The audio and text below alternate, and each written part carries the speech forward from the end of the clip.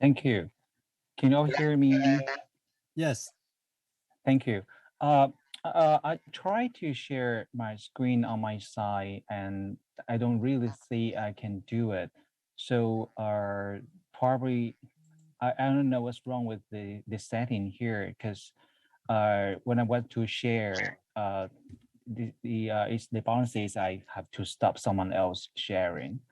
We will try to to show your uh, your presentation. Let me chat. Yeah, yeah. Put your request. Just a Thank you. wait moment. Thank you so much.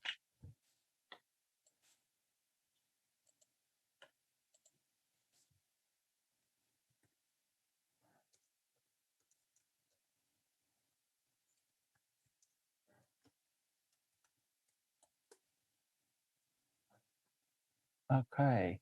I think I can do it now. Uh huh. I think I can do it now. Yeah. Thank you so much. A moment ago, we could see your material. Yep. Yep. All Yeah. Yeah. right. Thank you. So can I start now? Yes. Thank you so much. Thank you so much for the very kind introduction. I do appreciate the opportunity that I have and the invitation from ICAIH and especially from Professor Yu Chu for a very kind and very warm invitation. The topic I'm going to talk about is a latest fiction from another British writer, Ian McEwan. And the title here of my paper is Envisioning Artificial Intelligence and Simulated Affection in Ian McEwan's Machines Like Me.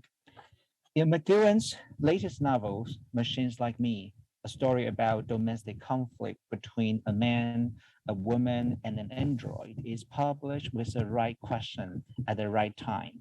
In our time, when stories and movies about androids and their close and even intimate interactions with human beings seem to be ordinary and no longer surprising merely as a subject matter, it is almost certain that McEwan's latest novel is not considered as a science fiction in every sense, and obviously the writer himself has no intention of being so. McEwan faces a dilemma in writing a science fiction novel not to be mistaken as a science fiction. The choice of subject matter and its further development has less interest about the fate of the robots nor the prospects of the robotic future, but more to do with the essential questions that define and challenge human beings. In this thread, it is out of topic to discuss whether McEwan's elaboration about robotic ethics is a new and an original one or not. McEwan has no intention to write a science fiction. He just happens to write a story about human beings in which robots and artificial intelligence turn out to be an indispensable part.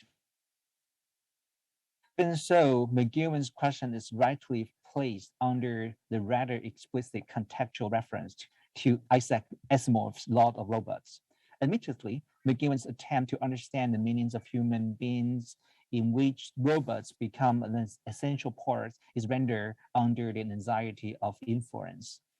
The question that really concerns us as a reader is why our audience and readers are already imbued with knowledge of AI and hallmarks of sci-fi settings of human-robot conflicts. Why do we need McEwan's novels to tell us about the robotic future ahead of us?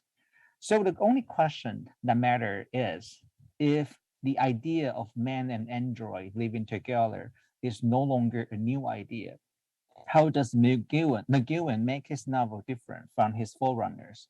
Why do we need another book about man and android when we have already so many? McEwan's achievement, people may probably even ask, with his popularity and his achievements, why do we need McEwan to tell us a story about human and android? Does McEwen say anything that other writers before him did not say? Is there anything different or special that McEwen say despite the popularity of the topic? This article argues, despite the lukewarm criticism, the story asks only one important question. Can a human mind ever find and maintain a meaningful relationship with an artificial consciousness? But as the way McEwen answers the question touches less upon the ethical debates about what to do and what not to do with robots, but more to do with the two philosophical concerns. First, how robots are more human than human beings. And second, what are we? And that is the most important question and most important reason why we need a novel like McEwen's Machines Like Me at a time when robot ethics is no longer a plot in the sci-fi, but a living reality in everyday life. So these are the two questions that I intended to ask in this paper. And I move of my paper, The Age of Robots and Its Discontents. As Ron Charles, critics describe, with his ability to explore the most complex issues in the confines of the most ridiculous situations, McEwen is not only the most elegant writer alive, he is one of the most astute at crafting moral dilemmas within the drama of everyday life, unquote. With the high expectation, however, McEwen's publication does not always arouse intense response from the critics. His latest publication received lukewarm acceptance in comparisons to his earlier works. Many of the reviews remain doubtful and uncertain in rightly categorize this novel, but one thing is for sure, McEwen's novels maintain the typical play of moral difficulty and ethical challenge. Recognizing McEwen's versatility animated by a spirit of sinister and intelligent mischief, Marcel Theroux commented that the novel is morally complex and very disturbing, which is closer in character to the dark and subversive McEwen of his earlier books. McEwen, of course, is not a sci-fi writer, nor does he aim to become one. Despite the existence of androids, the story is a typical McEwen novel.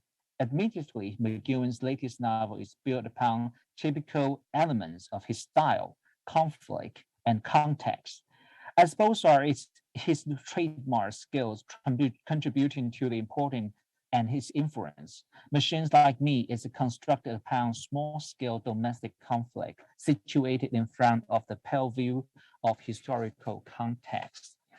His concern with history leads to one essential question that he repeatedly examines: what happened to England, and that lead to the way we are now. Or simply put, what went wrong with us. McEwen is most charming and fulfilling in his rendering of moral conflict and ethical dilemma placed at some critical historical moments of modern England. Throughout his prolific and successful career, he is obsessed with one question, and maybe the only meaningful question: what about now? And what? While literature in robots ethics can be traced back for decades, it is only in recent years when the real possibility of intelligent robots outsmarting the best of us and that the impact of ethics and why our way of life turned out to be a real issue. Android is an indispensable part of the novel, but the machine exists in far distance in the background of the story. It is true that human beings in the story have sex with the android, and that may be a problem.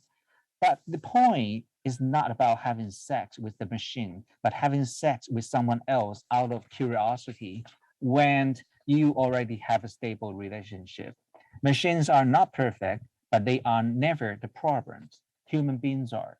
The problem is not all about the imperfect and human emotion of betrayal, distrust, jealousy, hate, revenge, desire. McEwen set up the scenario that highlights the conflicts among his characters, but he has no intention to examine the prominent and morally problematic use of robots today. So the only meaningful question that remains, what is human nature and how will the advancements of artificial intelligence change humanity? With its long tradition of ubiquitous appearance, one thing is for sure. Technology is the materialization of collective imagination, onto which the anxiety and anticipation of the society are projected.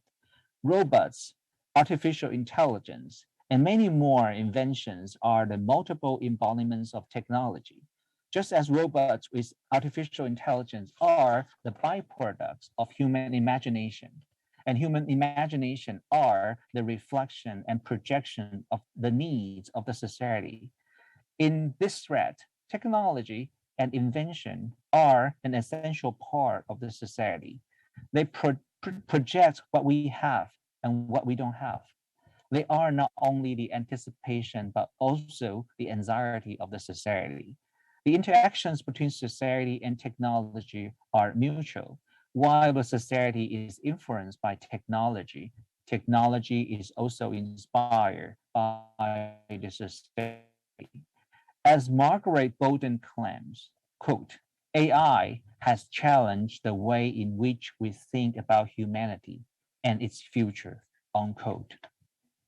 And now we move on to the second part of my paper, the robotic ethics of sex and its discontent.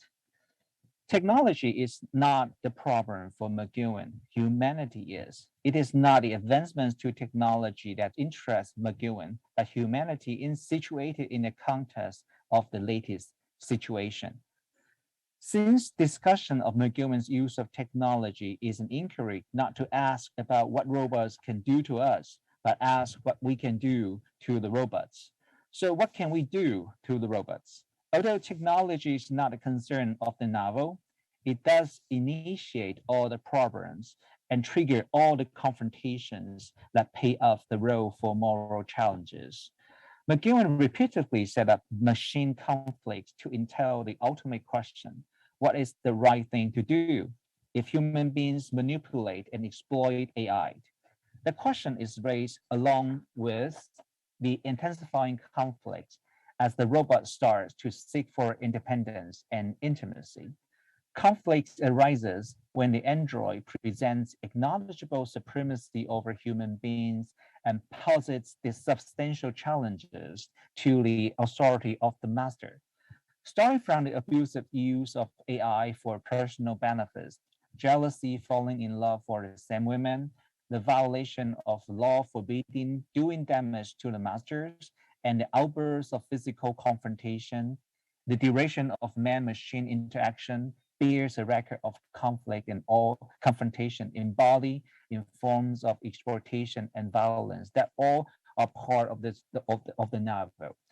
Among all the disputes, one thing remains unreconcilable, unforgivable, and impossible to resolve. What if the robots have sex with my girlfriend who shows more interest in the experiment? And what if the robot shows more potency in sex and affection in love than human beings? And most importantly, what if robots are better lovers than humans? So what's having robots? What's the moral concern and ethical complexity involved with robotic sex?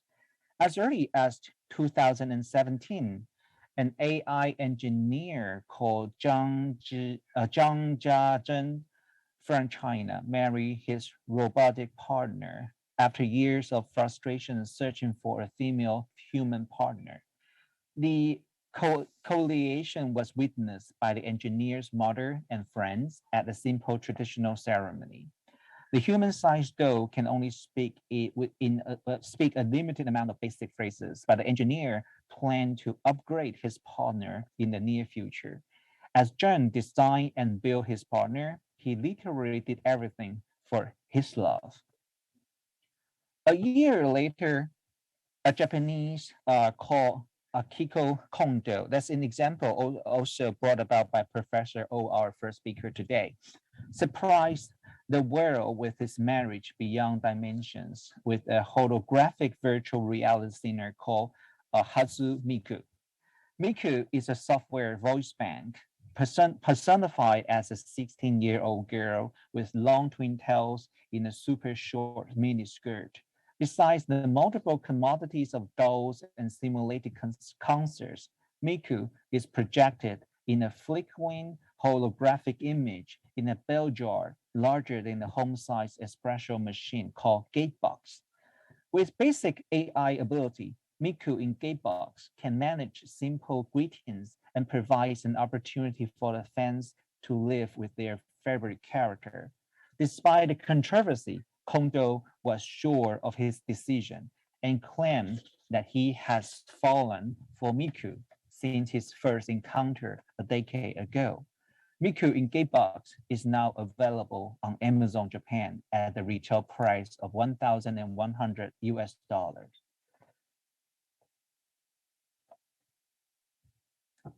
And as there's nothing new under the sun, human beings have a long history of having sex with inhuman objects. Sex toys and sex dolls can be traced back to thousands of years from the record of archaeological records. The difference is object that human beings use to erotic feelings with has changed from lifeless and exotic objects such as sex toys and sex dolls, to impersonated persona that are capable of basic interactions, namely sex robots that can talk and mourn.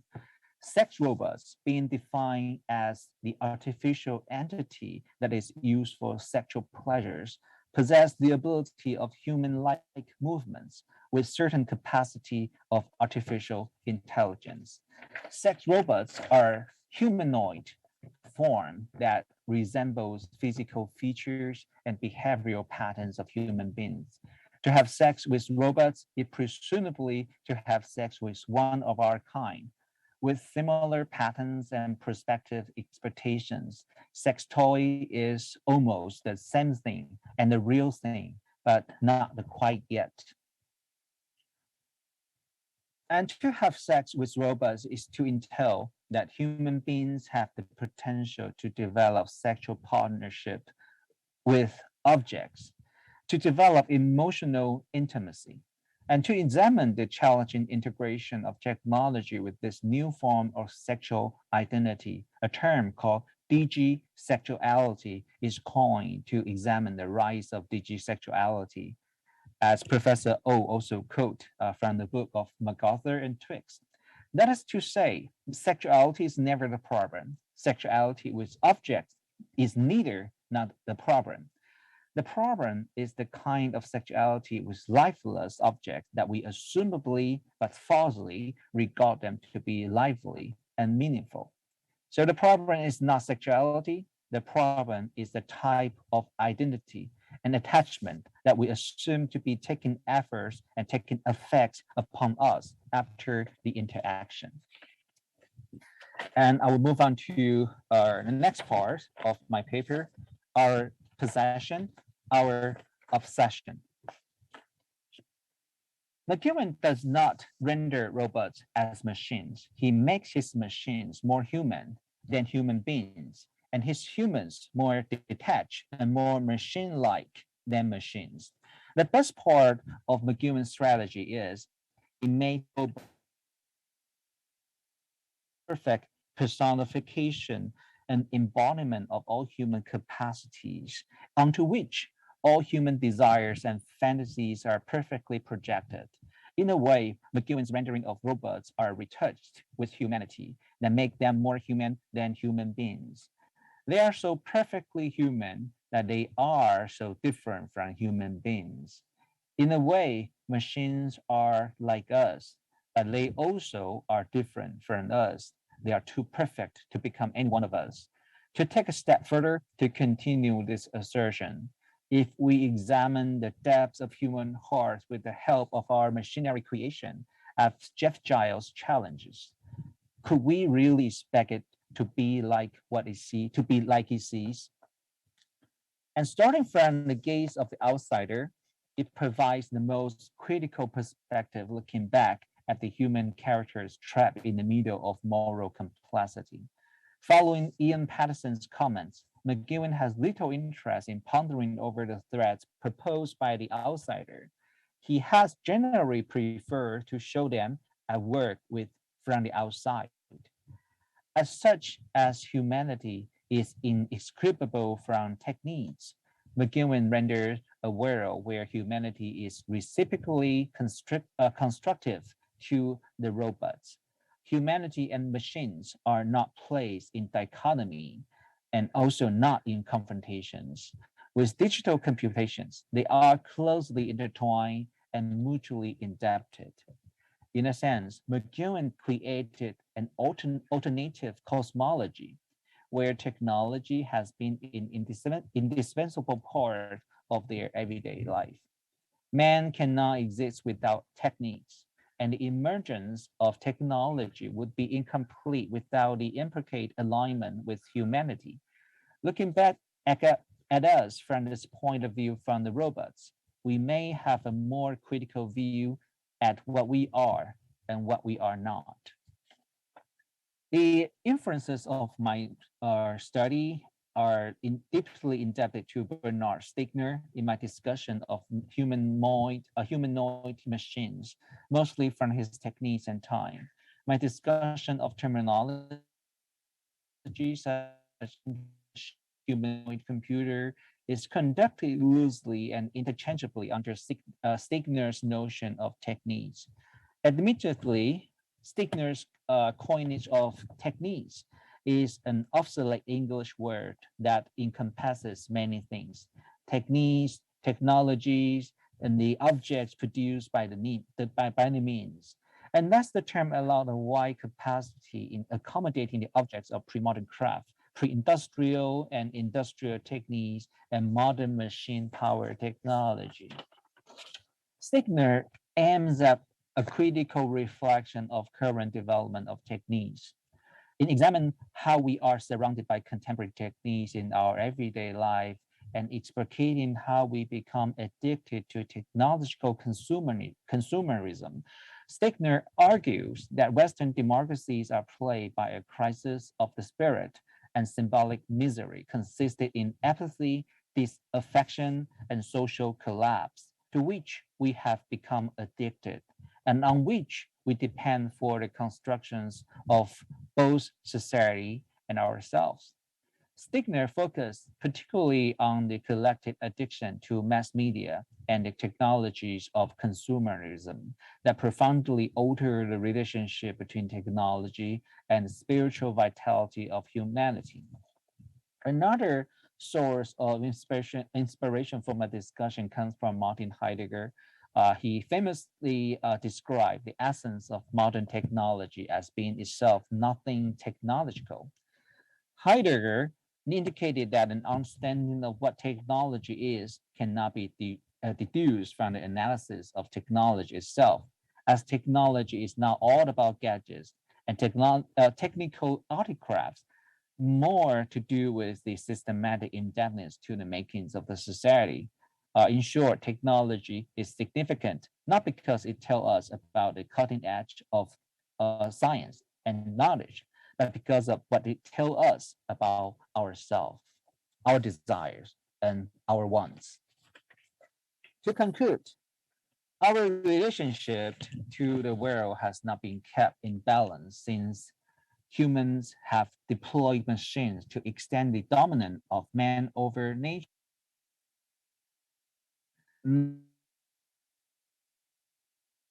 not to reconcile the inevitability of and our death. In consequence, technology imposes a restrictive mode of reframing life. Technology becomes an instrument for the immortalization of humanity, while it sets about destroying the planet on which our survival depends. McGowan's latest novel raises some important questions to challenge the origins and ends of humanity and to encourage and invite ongoing critical reflections on the nature of technology and the nature of humanity, not just for now, but also for the ages to come. We are not about to see a world of coexistence of technology and humanity. We are already in it. We are already in the symbiosis. We are born in the affiliation, and we are about to thrive in the mutual indebtedness and interconnection with technology and humanity. As both Stigner and McGill and Intel, humanity consists in its technology and techniques involved in its humanity. The relationship between humanity and technology is both oppositional but continual. Thank you so much for your attention and your time. Thank you.